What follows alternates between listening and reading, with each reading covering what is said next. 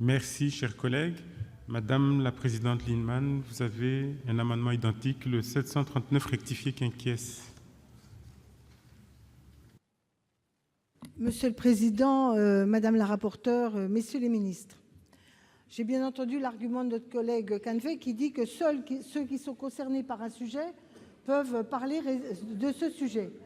Je lui rappellerai dans plein de sujets où il n'est pas concerné, quand il s'agit de la politique des banlieues, quand il s'agit de toute une série. Non, nous sommes les représentants de toute la nation, dans leur entièreté, mon cher collègue. Deuxièmement, ce n'est pas parce qu'on n'est pas élu maire d'une commune où il y a, des problèmes de loi littorale qu'on ne le connaît pas. Il se trouve que j'ai eu à débattre de la remise en cause de la loi littorale exactement sur ce genre de critères au moment des accords Matignon sur la Corse.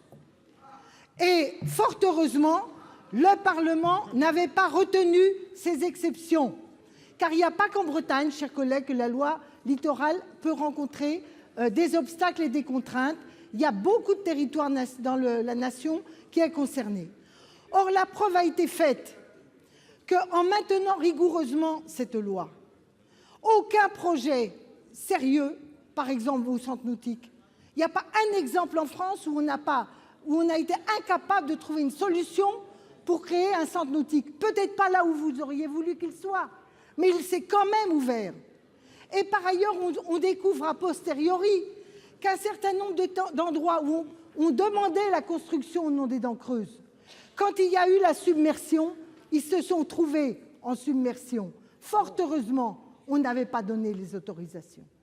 Moi, je le dis tout net, la qualité de notre littoral, tant sur le point de vue touristique que la sécurité de l'habitat, que sur le refus de l'émiettement de l'urbanisation, notre intelligence collective est capable de maintenir avec rigueur cette loi littorale et répondre aux attentes de nos concitoyens.